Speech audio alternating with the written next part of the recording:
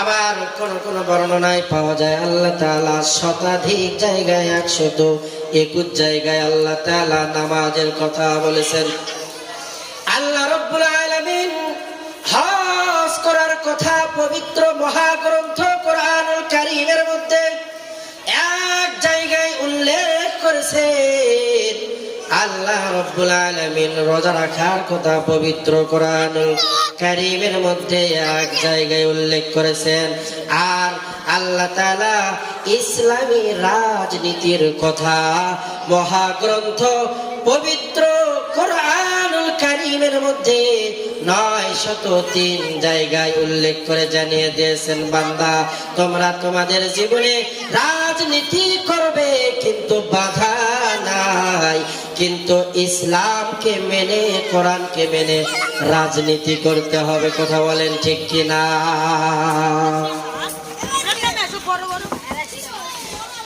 আমার ভাইরা দিলের কান দিয়ে কথাগুলো শ্রবণ করবেন।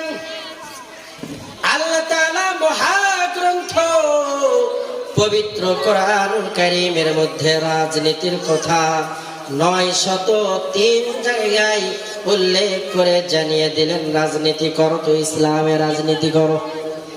তাহলে আজকে যারা বলে কোরআনে রাজনীতি নাই, আমরা স্পষ্ট ভাষায় বলতে চাই কোরআনে রাজনীতি আছে কিন্তু দুর্নীতি নাই। কথা বলেন ঠিক কিনা?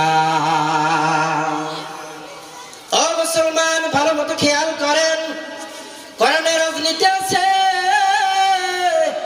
কিন্তু টাকাবাজি নাই, বাটপারি নাই, সিটারি নাই, আর নিজের দলের রচিত কোনো রীতিনীতি নাই। কথা বলেন ঠিক কিনা? যেই সমস্ত নেতা নেত্রীর চোখের ভিতরে কোরআনে রাজনীতি আছে ধরা পড়ে না, আমরা স্পষ্ট ভাষায় বলতে চাই আপনার নেতাকে তাড়াতাড়ি পাবনাতে পাঠিয়ে দেন, না হলে আপনার দলের এমন অবস্থা হবে এক ফেসিবাদী জালেম পালাইছে, আপনারা পালাবার জায়গা পাবেন না। কথা বলেন ঠিক কিনা? ইতিহাস এমন এক ইতিহাস, ইতিহাস থেকে শিক্ষা গ্রহণ করো। যদি ইতিহাস থেকে শিক্ষা গ্রহণ না করো তাহলে সামনের অবস্থাটা কিন্তু বড় খারাপ হবে। কোরআনে দেশপ্রেম আছে কিন্তু তোমাদের চোখে ধরা পড়ে না কেন? কারণ তোমার রাজনীতি আর কোরআনের রাজনীতি এক নয়। তোমার রাজনীতি হলো জনগণের টাকা মেরে খাওয়া, তোমার রাজনীতি হলো এদেশের সহজ সরল অবলা মানুষদের হক মেরে খাওয়া, এতিমের হক মেরে খাওয়া। এই জন্য তো তোমার চোখে রাজনীতি চোখে পড়ে না, কোরআনের রাজনীতি চোখে পড়ে না। তোমার রাজনীতি যদি কোরআন অনুযায়ী হতো, তোমার রাজনীতি যদি রাসূলের রাজনীতির মতো হতো, তাহলে কোরআনের রাজনীতি আছে, ইসলামের রাজনীতি আছে, এটা তোমার চোখে পড়তো। কথা বলেন ঠিক কিনা? আল্লাহর হাবিব বহু যুদ্ধে অংশগ্রহণ করেছেন কিনা? যুদ্ধে অংশগ্রহণ করে সাহাবায়ে কেরামগণ তাদের জীবনটা বিলিয়ে দিয়েছে। তাহলে রাসূল কি রাজনীতি করেন নাই? রাজনীতি না করলে পুরা মদিনার জমিনে আল্লাহ পাকের রাসূল কেমনে শাসন করলেন? আল্লাহর হাবিব যুদ্ধ করার জন্য সাহাবীদের মধ্যে ঘোষণা করে দিয়েছেন, নবীজির সাহাবী সাদ, খুব কালো কুৎসিত চেহারাওয়ালা সাহাবী, বিবাহের বাজার করার জন্য বাজারে গিয়েছে। ইতিমধ্যে কে যেন ডাক দিছে, যুদ্ধের ডাক এসে গিয়েছে রে নবীর সাহাবীরা।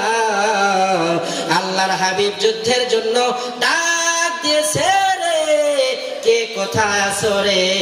তাড়াতাড়ি আল্লাহর হাবিবের নিকটে চলে যাও। হযরত সাদ রাদিয়াল্লাহু তাআলা চিন্তায় পড়ে গেলেন, আর মনে মনে ভাবলেন জীবনে কত মেয়ে দেখলাম কিন্তু আমি সাদ কালো বলে কেউ আমারে পছন্দ করে না। এইরকম সমাজে আছে না নাই? ও মা ও বোন, তোমাদের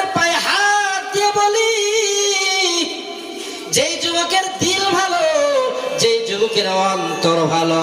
যেই যুবকের মাথায় টুপি, যেই যুবকের মাথায়, যেই যুবকের শরীরের ভেতরে জুব্বা, এমন যুবককে সঙ্গী বানাও। না হয় কোন জালেমকে যদি সঙ্গী বানাও, জীবনে অশান্তির ঠিক নাই, অশান্তির কোন অশান্তির সয়লাভ হয়ে যাবে। কথা বলেন ঠিক কিনা? ঠিক। সাদ রাদিয়াল্লাহু তাআলা আনহুর চেহারা কালো, কিন্তু অন্তরটা বড় ভালো। কেউ পছন্দ করতে চায় না, কেন না সাদের চেহারাটা বড় কালো। চেহারা দেখলেই হবে না, যার অন্তর ভালো তার সঙ্গে সংসার করো, তোমার পারিবারিক জীবন, সাংসারিক জীবনটা জান্নাতি হয়ে যাবে। এবার সাদ রাদিয়াল্লাহু তাআলা আনহু চিন্তায় পড়ে গেলেন, কি করব? যুদ্ধের ময়দানে যাব না বিবাহের পিড়িতে বসবো? তার ঈমান তারে বারবার বলে, রে সাদ, আল্লাহর হাবিব যদি যুদ্ধে গিয়ে শহীদ হয়ে যায় রে, তাহলে তুমি বিবাহই করেই বা কি করবে? তাহলে তুমি ওই রবের নিকটে কি জবাব দিবে? তুমি জিহাদের ময়দানে গেলে না, আল্লাহ পাকের হাবিব জিহাদের ময়দানে শহীদ হয়ে গেল। সাদ রাদিয়াল্লাহু তাআলা আনহুর ঈমান বারবার বারবার বাধা দেয়। আমার ভাইয়েরা ভালো মতো খেয়াল করে, এবার সাদ রাদিয়াল্লাহু তাআলা আনহু, তার কাছে 300 দিরহাম ছিল। বিবাহের বাজার বাদ দিয়ে এবার তরবারিটা কিনেছে, দামি পোশাক ক্রয় করে বাবার সম্মুখে দাঁড়িয়ে বলে, বাবা, আল্লাহর হাবিব জিহাদের জন্য ডেকেছে। ও বাবা, বিবাহ আমার ভাগ্যে নাই, তাড়াতাড়ি আমাকে যুদ্ধের ময়দানে যেতে হবে।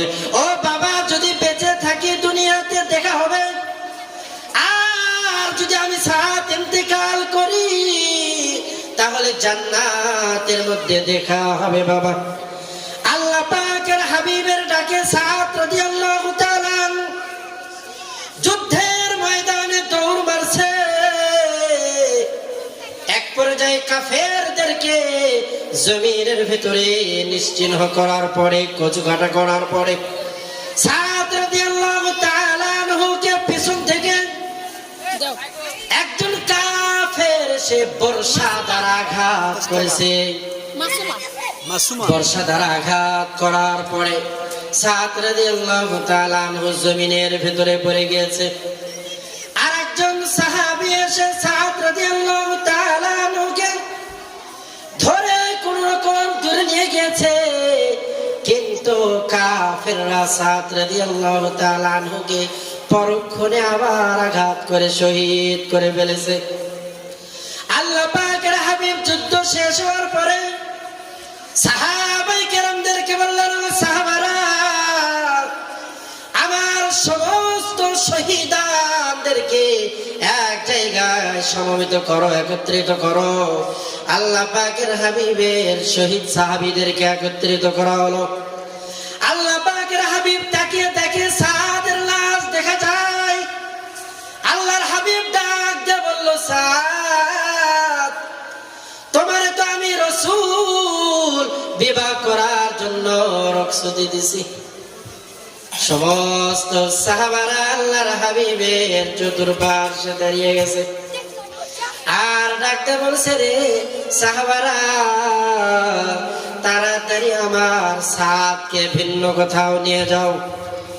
সাদ রাদিয়াল্লাহু তাআলা আনহুকে ভিন্ন কোথাও নিয়ে যাওয়ার পরে আল্লাহ পাকের হাবিব সাদের চেহারার দিকে তাকিয়ে বলে, ওগো সাহাবারা, আমার সাদের চেহারা কালো হলে কি হবে, কিন্তু আমার সাদের ভেতরটা কিন্তু ভালো, অর্থাৎ আমি রাসূলের ভালোবাসার ইশক দ্বারা ভরপুর। হে রাসূল, তোমায় ভালোবাসি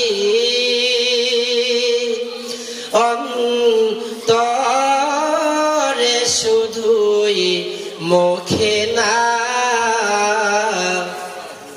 জান্নাতের আশায় নয় হে রাসূল। রাসূল জাহান্নাম কেউ ডরি না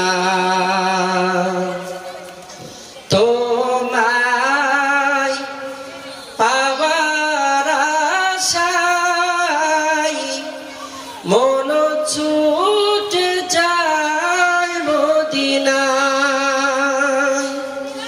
এ আশিকে দিদার দাও না আর দূরে থাকিও না এ আশিকে দিদার দাও না আর দূরে থাকিও না হে রাসূল তোমায় ভালোবাসি অন্তরে শুধুই মুখে না জান্নাতের আশায় নয় হে রাসূল জাহান্নাম কেউ ডরি না। রাসূলের ভালোবাসা আমাদের অন্তরে আছে তো।